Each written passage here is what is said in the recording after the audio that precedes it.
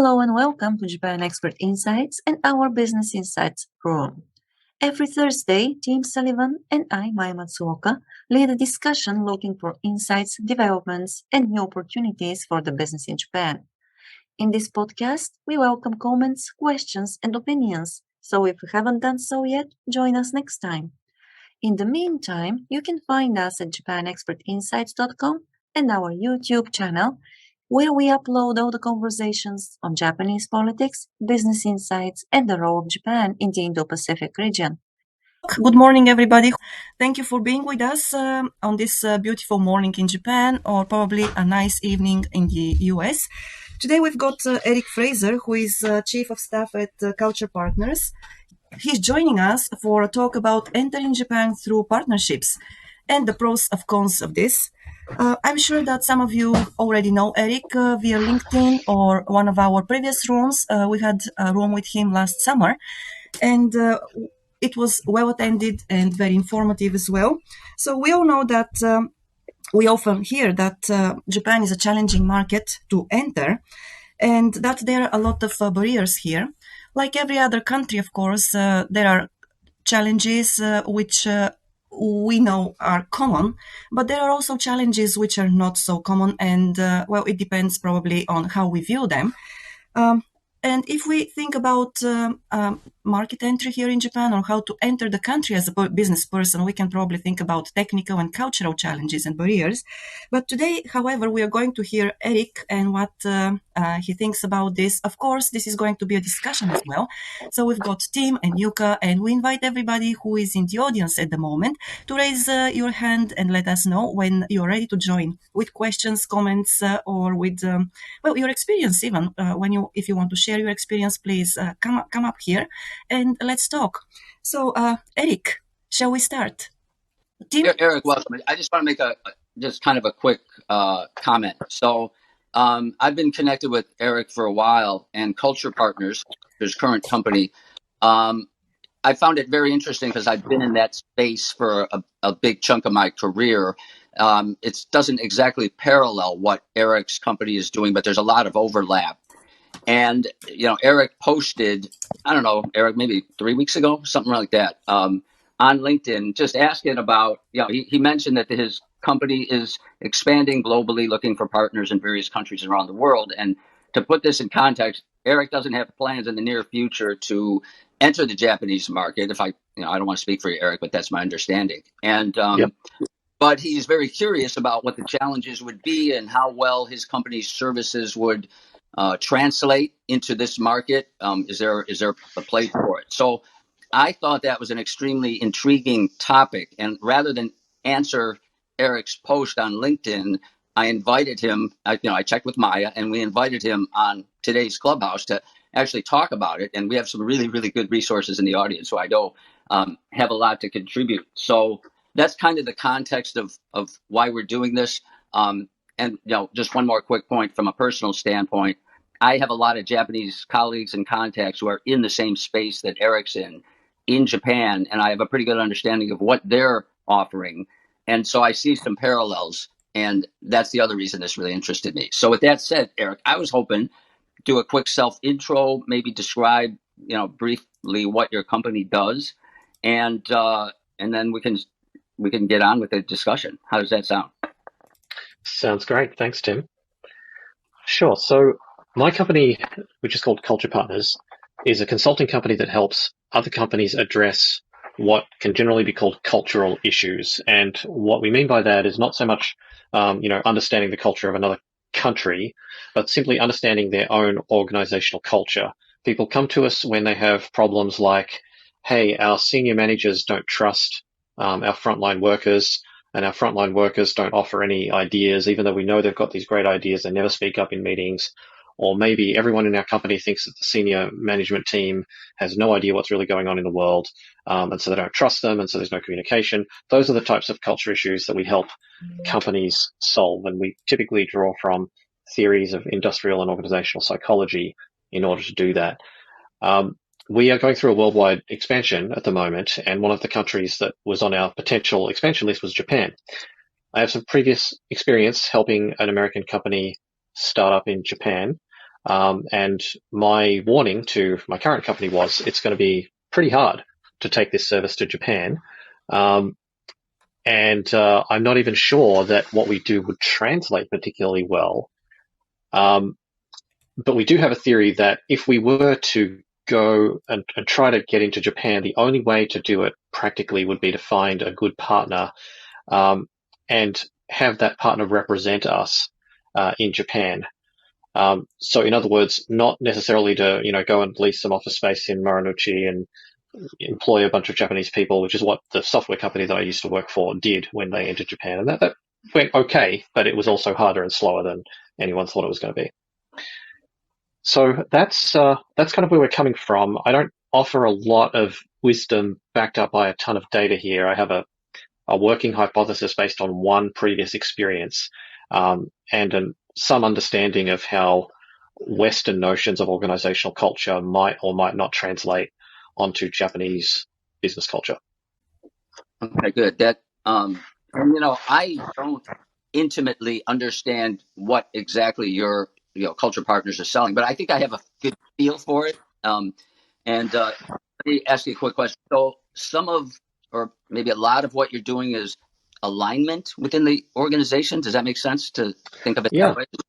Yeah, alignment is a big one, meaning let's get everyone on the same page about what's important. Another one is communication, which is let's make sure that people are actually sharing information and talking to each other. And the third big one, I think, is what I guess is now called psychological safety, which is really about people being honest with each other and being comfortable doing that. So if you are in a meeting and let's say you're in a meeting with a customer and your colleague keeps saying something that is really annoying the customer, and you see it, but your colleague doesn't, and your colleague is very senior to you. So what do you do after the meeting? Do you just tell your colleague, oh, by the way, remember when you said this, this, and this? That was very annoying to the customer. You didn't seem to notice, but I could see it in the customer's body language. Or, how do you address that? Certainly you don't want to ignore it. And how does it change depending on whether that colleague works for you, or maybe you work for them? Maybe they're senior to you, but you don't have any official connection to them. What's the best way to handle that type of situation? So that's a type of thing that we help American companies and Western companies in general quite successfully with. My own theory is that the Japanese business culture is sufficiently different that we would have to significantly adapt some of our own theories if we wanted them to translate well. Not just translate in terms of language, but translate in terms of cultural acceptance. Yeah. In Japan, for example, I think it's really different to go to your boss and say, hey, boss, I think your plan is wrong. So that's my working theory, is that number one, we need a partner. Number two, we need that partner to translate not just the language of what we do, but also the concepts of what we do. Yes, it is indeed. There is a need to translate those concepts. And I wonder how, usually in Japan, because of how different the Japanese business organization and the business culture is. So how it can be possible to translate actually those concepts here, because we have seen that, basically in Western companies, there is much more individualism, and probably that's where you need to start with just getting everybody aligned, right, on the same page. And then in Japan, we've got that collectivist mindset where if the boss says something, so everybody follows. And of course, in terms of the other points which you mentioned, that's communication between the company employees and also the psychological safety. So I don't know how it's interesting really to see how the concepts which you apply in other work environments, Western work environments, can be applied here in Japan. Right. There is some existing academic research that seeks to codify the differences between the work cultures of different countries. So there's a researcher called Geert Hofstede, and he actually came up with a model for expressing how one country's work culture was different to another country's work culture. And he did this because he worked at IBM, and IBM was operating in many, many different countries, and they wanted to understand why do the people from country one have so much difficulty communicating with the people from country two when we all work for the same company? And so they hired Dr. Hofstadter to try and model this out. And so there are already models that tell us, for example, why is the Japanese work culture different to the American work culture and what should we do about it? And Tim's actually had a pretty long career in helping people resolve that and understand it. I think that's a starting point for a company like us who basically does something that assumes the presence of, I believe we assume the presence of a somewhat Western work culture. So when that assumption is no longer true, we're obligated to change some of the concepts that we teach, not just linguistically, but just conceptually as well. Yeah, Hofstede, I think most people in the audience are probably familiar with it. He's got a lot of useful models. I think most of us again have looked at it. It's helpful in explaining some of the gaps. There's pros and cons, and sometimes the models don't seem to fit every situation that I've been in when, for example, related to Japan. So, but I agree that like on paper, there's a lot of challenges, and yet I recently had an experience that is counterintuitive to what I would have thought, and that is a colleague asked me to help translate his management program. He's Japanese. He's been here for a long time, doing it here, but also overseas as well.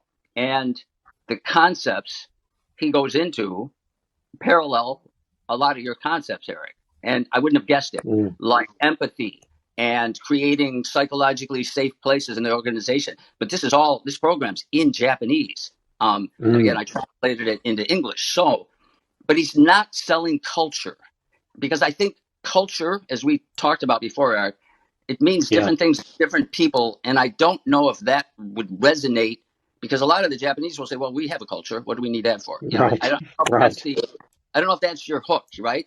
But my friend is selling strategic thinking, strategic alignment, strategic problem solving, teaching your people how to think outside the box.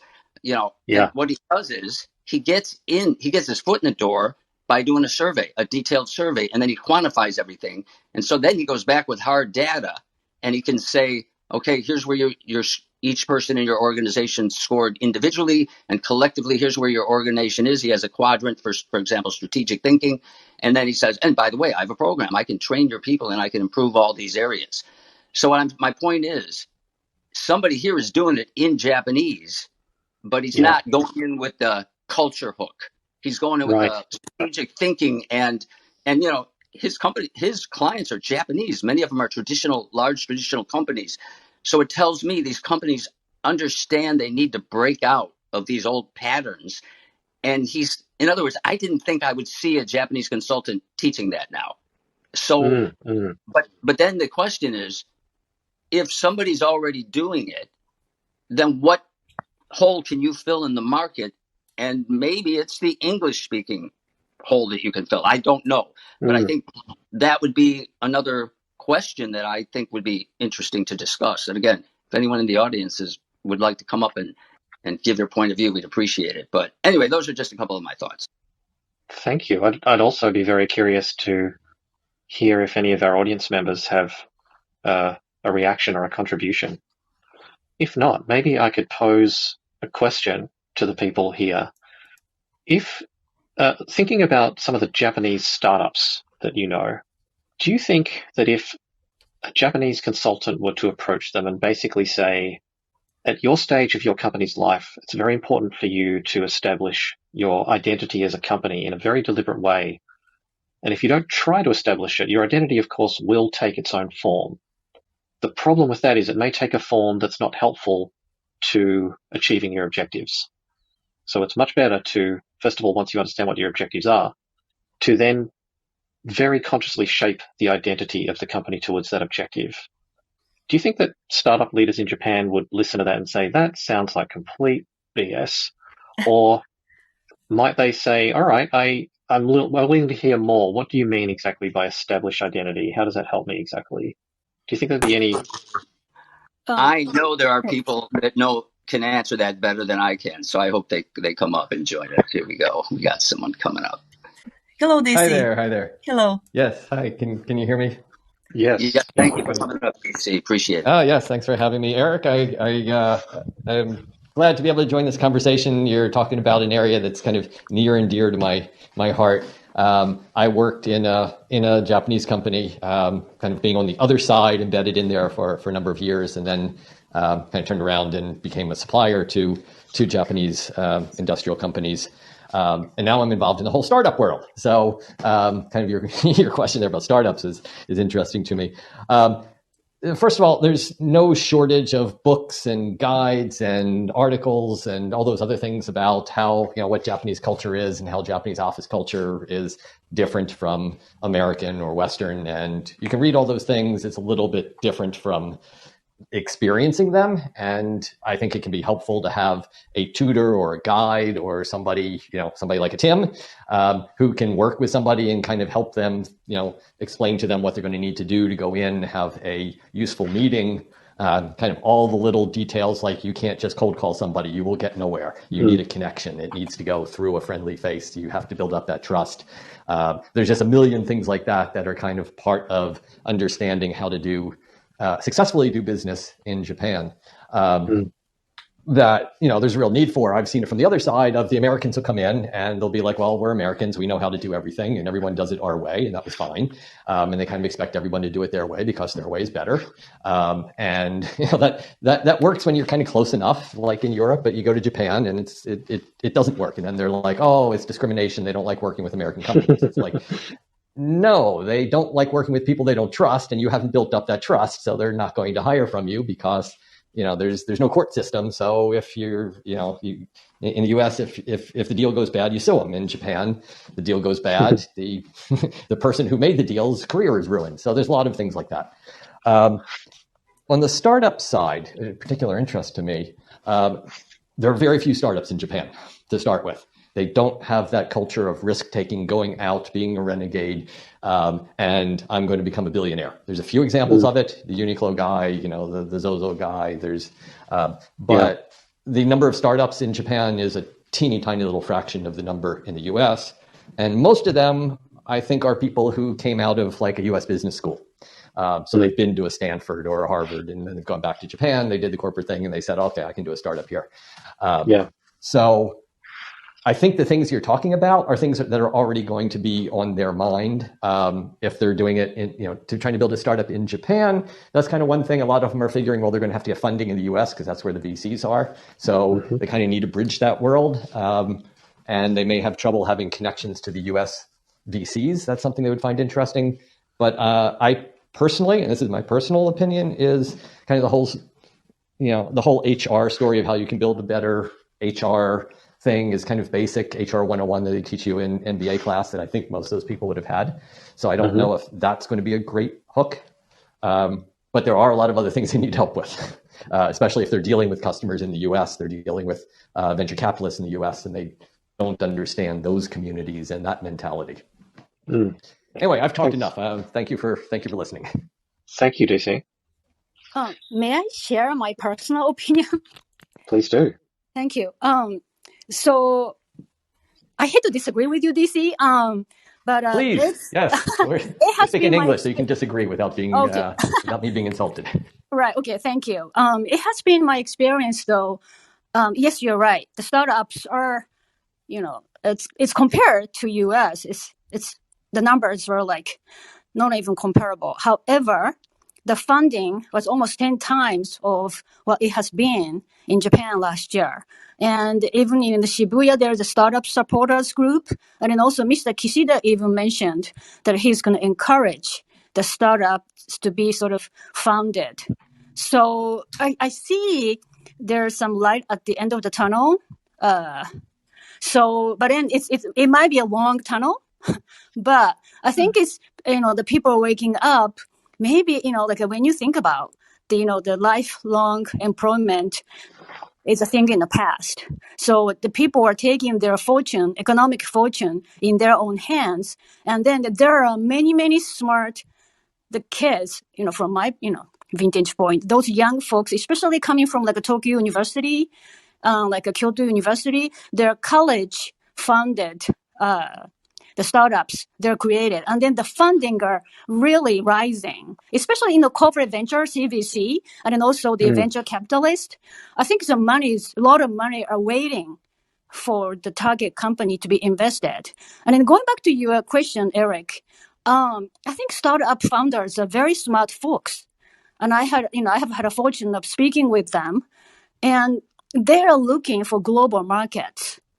So, coming from your perspective, they may be, more than willing to talk to you and, to hear what you have to say, because they're looking to market their product globally, and they're not going to wait around. In the past, they sort of tried the domestic markets first.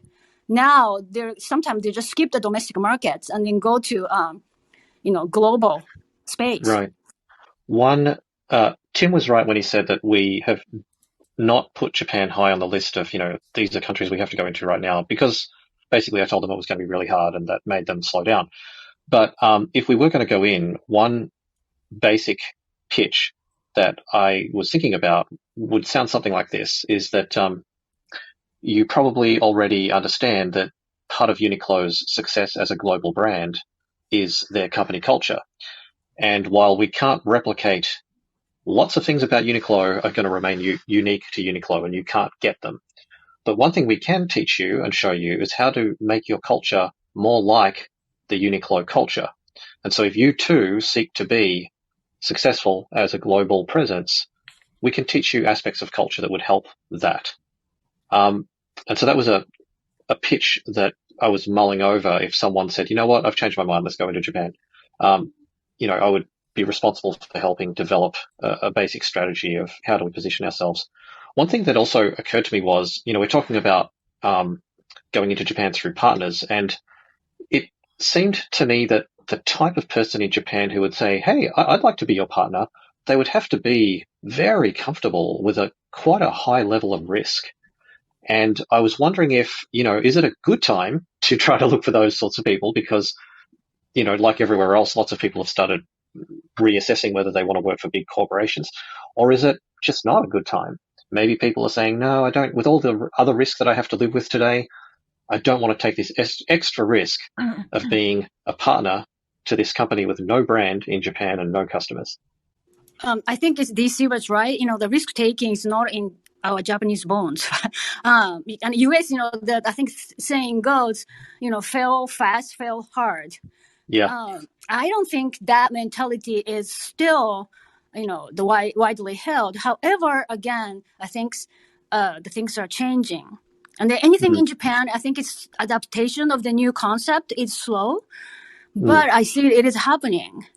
So Eric, I was actually, wanted to ask you, so what can you do to Japanese company, while the other companies are not capable of? Yeah. What is your unique, like a service offering? We're better at telling them the truth about what their real beliefs are. So, how companies love to write value statements? Yeah. Yes. They say, we value our people and our people come first, and, we love our customers and customer success is everything. Well, a lot of the time, the truth is the belief system inside the company doesn't match the value statement. So we're very good at going into a company and telling them what their real beliefs are. And some of them could be a little bit ugly. For example, your value statement might say, customers are everything. Customer success is the most important thing in our lives. But we might find out the real belief is, no, minimizing our own risk and protecting our own margins is the most important thing. And if that means we have to make a customer angry, sure, that's no problem. Let's make them angry. Let's protect our margin. So when we are able to do that, the next question we get is, well, can you help us fix that? Because that's not what we want. And the answer is yes, we actually can help a company change its belief system. Now, this is where we go back to what are mainly a set of Western theories on how to change someone's belief system. Okay. These are... sorry. Yeah, no, please go ahead. I'd love to hear your reaction. Oh, yeah, that sounds great though. And I'm not saying that it will be easily accepted, it's kind of hard to accept, right? You're going to get a lot of resistance because you're sort of telling them what they have been saying is not what they have been doing, right? Mm-hmm. Yeah. So, but how do you find that out though? We use a combination of online diagnostic tools where people basically fill in an anonymous survey of well-designed questions and conversations with people from different layers of the company. Again, we're asking them questions that are specifically designed to find really what their belief systems are and what the norms, the social norms of the company are. So it's not something we can do in a day. When we tell people that we can diagnose them and they say, well, how long does it take? We typically say 6 to 8 weeks minimum, but we'll be able to get you an initial picture in 6 to 8 weeks. And we do get a lot of resistance from American companies too, because it's quite painful to hear that your value statements aren't truthful and that what you think you believe as the CEO or the leadership team is not what your people believe at all. They just haven't been telling you. So a lot of the time we get reactions like, no, you must be wrong. We're absolutely sure of this. We know this. We've worked here for 20 years. You've been here for 8 weeks. You couldn't possibly know. So we have to present evidence, not just the statistics from the survey, but, more evidence than that. This is where, our way of doing this is different from some of our competitors. And then the next question, the follow-on question is, can you help us fix it? Again, those methods, we have a particular set of methods for doing that. What I'm acknowledging is that those methods are very based in Western theories of psychology. Very interesting. But I'm saying this half jokingly, but I'm very good at cheating those tests or surveys, by the way. Because I have done, so many surveys or tests. So maybe what they're asking is, they're waiting for, because I can tell what kind of answers they're asking for. So I hope you're probably using AI or something. And so that, sort of can detect that I'm sort of, circumventing the test, right? Yeah, there is some machine learning involved. But can I ask you something, Yuka? Yeah. What would make you want to cheat a test like that? I think it's, I'm going to blame, my tendency to Japanese education. Because I feel like I have to score high. Oh. So. Okay. So in your mind, there's a right and a wrong, and that it's better to be right. Right. So you're saying your kind of test is no right or wrong.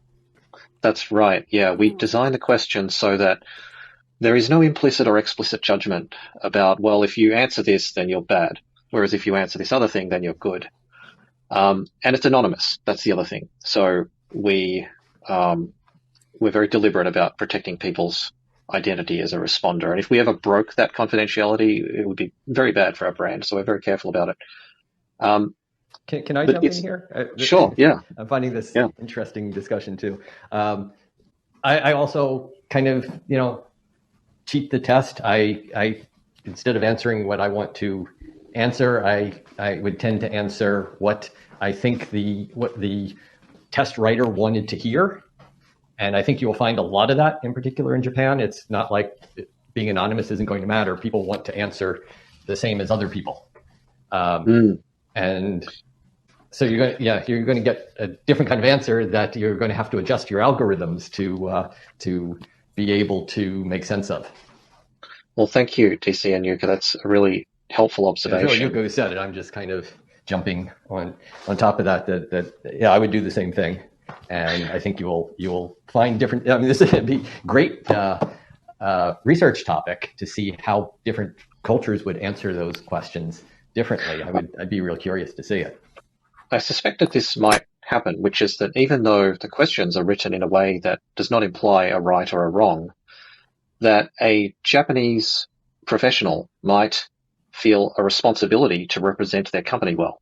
Absolutely. And so even though the question might say, no, there's no right or wrong, there's just, where do you think your company falls on this scale? They will use their own lens. Yes. Yeah, they'll think, well, surely there must be personal opinion. You will get the company's public answer, because this is, even though it's anonymous, they're going to tell you they're a representative of the company. Yeah. So that would subvert that channel of information for us. There are other channels of information that we would still have open to us, but I think that based on what you're saying about this channel of information, other channels of information which are mostly based on person-to-person and voice-to-voice interaction would be similarly subverted, so that people we're asking questions to would have this theme running in the back of their head, things that basically went like this. I work for company X, I'm loyal to company X, and therefore whatever I say has to be essentially, making company X look good and strong. Yes, because I am company X. Yeah. Yeah, you could. You agree with that? Yes, yeah, actually I do. Yeah. Whereas in America, for example, people, Individual. you may be We're surprised an employee of a company, but we represent ourselves, and we will leave the company when it's advantageous for us to do something different. Sure. And there's even, I think the reason people are more comfortable saying something like, yeah, you know what, my company isn't very good at that, is because first of all, they don't feel like I owe the company a loyalty to lie about that. And they might even have a personal frustration and say, you know what, I've been dying to tell someone this. No, we're not good at accepting new ideas. Sometimes there's an eagerness to tell us that. So that's interesting. Right, I so think Tim and I had a conversation somewhere on these lines offline the other day about that, and you can build up that personal relationship where you can get the real story behind it, where they are your friend as opposed to a company representative, but that takes going out, getting drunk together, going to karaoke, having a personal relationship, not just sitting down and saying, "Can I ask you some questions?" Because then you will get the company answer.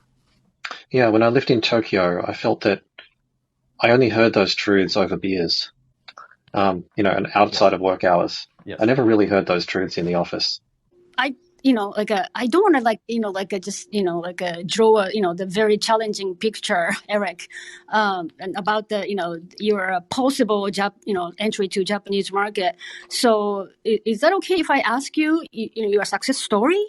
Sure. It doesn't have to be a Japanese company, and the company's name can be anonymous, but if you could share with us how you helped your client company, then it can be applied to Japanese clients. Sure. Yeah. So in 2008, probably everyone here knows that there was a global financial crisis. And this resulted in several large companies needing to be bailed out by the US government. One of those companies came to us at a very low point in their self-esteem, and their newly appointed CEO asked us to help us rebuild their self-esteem and their sense of identity as a company. And so we asked her, what would you like your identity to be? And she said, I would like to be known as an innovation factory that happened to make product X. And I won't mention product X because it'll give away who it is. And so our work with her company was to strip it all the way down to, what do you believe about yourself right now? And we had to honestly tell them that you believe that you are failures, and you believe that, it's kind of hopeless right now, that you couldn't possibly make yourself into this new version of the company that you would like to be. And we employed our methods to challenge that, and to ask people, why do you believe that? And is it really true? Are the things that make you believe that, how reliable are those things? Is it possible that you could be seeing the world incompletely? And so fast forward several years, and that company is known as one of the most innovative companies in its field. It happens to be a Fortune 500 company with a very prominent global brand. A lot of that started with their redefinition of their own identity and a reclarification of their objectives and the beliefs that they want to hold about themselves. But maybe you want to share the company's name. It can be a marketing piece. I don't know. That CEO she very specifically asked us, please let us have this victory by ourselves. I do not want it. I don't want you to be going around saying, well, they only did that because they came to us for help. And we respect that. I mean, the truth is they had to do all the work. We're like a personal trainer in a gym. We're not lifting the weights. We're telling the people how to lift the weights, but they actually have to do all the weightlifting. So we're very happy to. Very good analogy. Yeah. So the credit does belong to her. Yeah, just to Yuka's point, I always try to go into these, whether it's a sales presentation or whether it's a proposal, with concrete stories. The Japanese really are very, very concrete people by nature, and they like to hear success stories. It's part of the trust building process. It's just like an early step in it. But one thing that kind of resonated with me, Eric, that you mentioned, is the idea of, telling people the brutal truth, that they need to hear. And it's always a risk, even with American companies, because people have pride. And just by nature, they don't want this outside entity coming in and telling them what's wrong with them, right? It's Right. it's a psychological barrier. And again, for what it's worth, I worked for a very traditional Japanese company. Japanese people know it's called Nihon Noritsu Kyokai Consulting, right? JMA, Japan Management Association Consulting, right? So they took a very Japanese approach, and rather than just going in and telling them how horrible they were, we asked them to give us a team, and we trained them to analyze, collect data, and together we analyzed it. We already had our conclusions in our head based on our experience, but through that education and training, we guided them to draw the conclusions that we had already drawn. And they then became owners because together we defined the current situation with them. We got their buy-in that, yes, this is the situation, and they were our evangelists, and we were always behind them. We weren't up front. We were the teachers, and they were the people who were actually, again, lifting the weights, doing the work, from the analysis to actual implementation of improvement ideas, which were theirs. And we guided them to come up with those improvement ideas through education. So I don't know if that model applies to your company, but it was kind of our indirect way of getting the brutal truth to our clients without coming across as the bad guy out external entity. Yeah, I think that could be very workable. That's the kind of methodological bridge that I think we would have to find, because I certainly wouldn't want to be standing in front of a Japanese CEO telling them, here's what your beliefs really are, and then having them ask, well, how do you know that? And having to say something like, oh, we just had a lot of izakaya dinners, and when people drank enough beer, they told us this. That wouldn't work very well. So we would be looking for this type of bridge, type of adapted methodology for getting the truth, and then an adapted methodology for activating the cure as well. And just another point, because we were talking about risk aversion, and this is just kind of a theory that's been floating around my head. But when things are going well and you have a lot to lose, let's say you work for a big company and you have lifetime employment, then I understand the tendency to be risk averse. But as Yuka mentioned, lifetime employment is going away. So when that safety net is pulled out from underneath you, is there a tendency by humans to be willing to take risks because you don't have that much to lose anyway? There is very little stable employment there for you anyway, and you have to figure out how to make it work and fend for yourself. And I wonder during tough times if you end up getting more entrepreneurs and risk takers. I don't know. This is just a theory. Sure. That's a really interesting question. And the other thing that we have the option of doing is structuring our partnership agreements to take some risk away. So in most markets, for example, our partners carry quite a lot of risk. If they don't sell anything for us, then they earn basically no money. But in Japan, we have the freedom to, in every country, we have the freedom to structure our agreements. We have the option to say, well, we're not going to run it like that. We're going to take some risk for you. So, we understand that it'll probably take at least a year to, get active late stage sales cycles going. So we're not going to ask you to work for a year for no money. Here's some money. And you don't have to do anything other than just try. And form the relationships. You don't have to close any deals or do any business. We just want you to basically build a bank of relationships and a pipeline. So we have the freedom to do that if risk is an issue. Any other thoughts? Yuka, DC, Maya?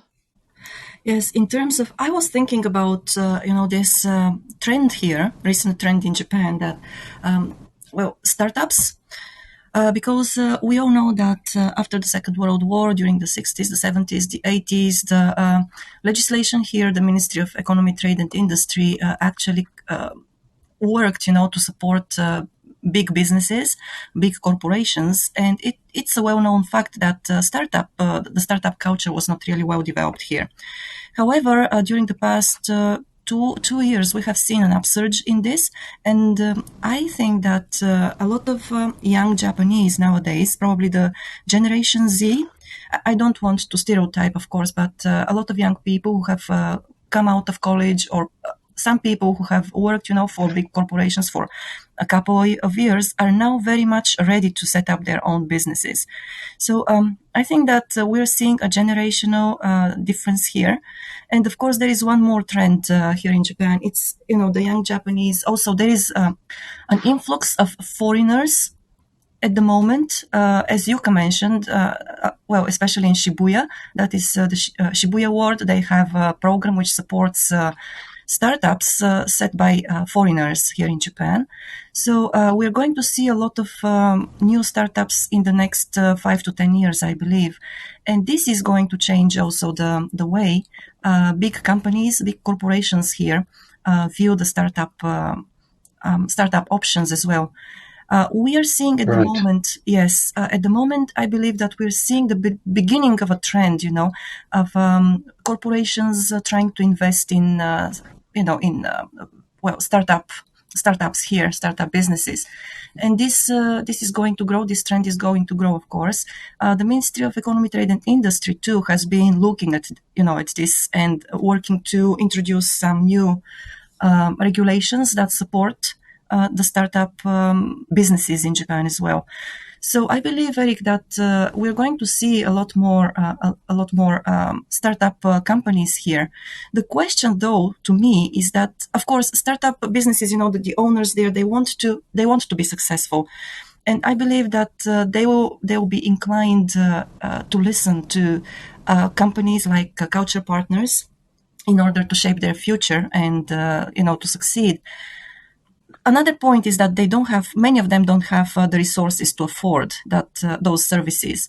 So my question, the first question to you is, how do you work around that? And then the next question, or maybe a comment, is that from my point of view and my experience here in Japan, I have been working for a Japanese organization, very traditional one, in a very traditional industry for 14 years. And I have seen that most of the corporations here really, really have that pride and self-confidence that they're doing things right. And in my view, for them, probably it's more important that such companies, such corporations change their culture. But they don't, they are not inclined to do so. So how do you see, help? How do you believe you can help them? So basically, you have two different things. One of them is the startups here, and the other one, on the other side of the spectrum, is the big companies, the corporations here that really don't want. They have the resources, but they are not so inclined to to accept outside the views of people from outside. Yeah, there's a version of both of those challenges in our existing markets, including in America. So you have the startups that maybe don't have funding yet, but it's at their critical time of growth where if you want to stop them from turning into WeWork, the time to strike is now, when they're forming this sense of identity and they're forming their social norms. So what we do with that, this isn't a particularly sophisticated approach. I'm not claiming that this is particularly intelligent, but essentially what we do is we wait for them to get at least Series A funding. Then we go to the venture capitalists that backed them and we say, obviously you don't want this investment that you just made to turn into WeWork. And there are several ways it can turn into WeWork, and one of the big ones is bad culture. So we can help you make sure that doesn't happen. That's usually a pretty effective message. Then the other challenge is big companies who do need culture change but are very proud and feel like, no, we're big, we're old, we're a giant, we don't need this. There's some software companies I could mention that fit into that space. And that's harder. What we find, the reason those companies come to us is either they experience a crisis, like a competitor appears on the landscape that just starts taking, tens of percentage points of market share per year from them. That scares them into looking at things like, wait a minute, what's going on? What's wrong? And sometimes they say, maybe it's our culture, and they come to us. Or what's more common is that someone who has worked with us in the past joins that company, looks around, and they're in a senior enough position where they go to the CEO and they say, hey, boss, our culture is going to kill us. We need to do something about our culture, and I know some people who can help. So we get a lot of business that way. Now, obviously, that second one isn't going to happen in Japan for a long time. So that's why I think that if we were to go into Japan, we have to take a very long-term view of it. We would have to come up with a different economic model where, the prices we charge in America and our mature markets, we would have to find a way to charge fractions of that price in Japan as an investment to just simply build trust in the country, in the market, so that people do start going around saying, you know what, this company, they actually do help in a concrete way. here's how it helped us. Eric, I hope you decide to enter Japan, because I think Japan need company like yours. And then like the fact that the very fact that makes Japan to hard to enter market makes it might be very profitable market once you are in, because there's a high entry barrier. And I'm just going to add one thing: this is a wide known fact. Japan is behind digitization. So and then I've seen so many reasons about that, and I cannot pinpoint the only one reason. But if you can sort of help some companies sort of change the culture and then adopt or maybe just drop a fax machine, you may be able to improve the productivity overnight. But anyway, I tend to be like maybe I'm just looking at the pie in the sky. But anyway, that's my thought. That's very encouraging. Thank you, Yuka. Yeah, and I would agree with Yuka. I mean, I've pointed out some of the difficulties, but there's immense opportunity that I think almost more than anywhere else, American or Western companies have trouble doing business in Japan because of not understanding the culture. And Japanese companies have trouble selling outside, and they realize that they need to be more involved in global markets, and that means understanding how to run a subsidiary instead of just having, sending somebody else there to do it the Japanese way, which doesn't work. They understand diversity is going to be a big thing for them if they're going to be running an office outside Japan. Properly, being able to work with women employees, which a lot of the traditional Japanese companies have trouble doing. And they watch the news in the U.S. and I think some of them are scared to open an office outside because they're like, culture's going to kill us. We don't understand it. So, and like Yuka said, Japanese companies for the most part have no problems paying if there's value. American companies in general will try to get a bargain, try to do things as cheap as they can, but things are expensive in Japan because they expect quality. And if you can provide quality, that is a better entry point than saying we can do it cheaper than other people. That's a great reminder. That does ring very true, DC. Thinking about my own limited experience with one software company while I was living and working in Tokyo, but what you just said matches what I experienced. Yourself. You go in with a story that you have something that other people don't have, and it's valuable, and they should pay for it. That matches what I experienced. Thanks for that reminder. Well, thank you very much for everyone for offering your perspectives, and thanks for being patient with me and some of my very basic questions. And I've really enjoyed sharing these with you and hearing your reactions and your ideas and insights. I really enjoyed the conversation. I'm still interested in it just because it's an area I've been working in for a long time. And I think I share Yuka and DC's point of view. Like, I think the need is here. And the trick is, how do you adapt and, get your story across and communicate your value, but in the end, I think what you're offering has a lot of value here. So anyway, I find it very intriguing, and thank you so much for taking time to come on today. And thank you everybody for participating. Yeah, thank you everyone, and thank you Tim and Maya for inviting me. Thank you, Eric, and yes, thank you Yuka and DC for coming up. Also, to everybody who joined us today, it's a Thursday morning, it's a work day, so everybody's busy, and that's why, yes, we appreciate your time with us even more. So, Eric, thank you for agreeing to be our speaker today. I definitely hope that we can continue this conversation as we go forward, because as Tim said, and DC and Yuka, of course, there is a lot of potential in this. Of course, there is a need to look for the best way to present your services here in Japan, adapting them to the local needs and the local perceptions, of course. So let's continue this conversation. And with this, I wish everybody a successful day, and we're going to talk again soon. Thank you so much. Thank you for coming and staying with us today. We will be on air next week on Thursday at 8 a.m. Japan time again, so join us. Until then, you can find us at japanexpertinsights.com and our YouTube channel, where we upload all the conversations on Japanese politics, business insights, and the role of Japan in the Indo-Pacific region. If you want to stay informed about our upcoming events, You can follow us on Clubhouse, LinkedIn, Twitter, and Facebook. Again, we're looking forward to your joining us next week. Until then, stay well and make the best of the day. See you.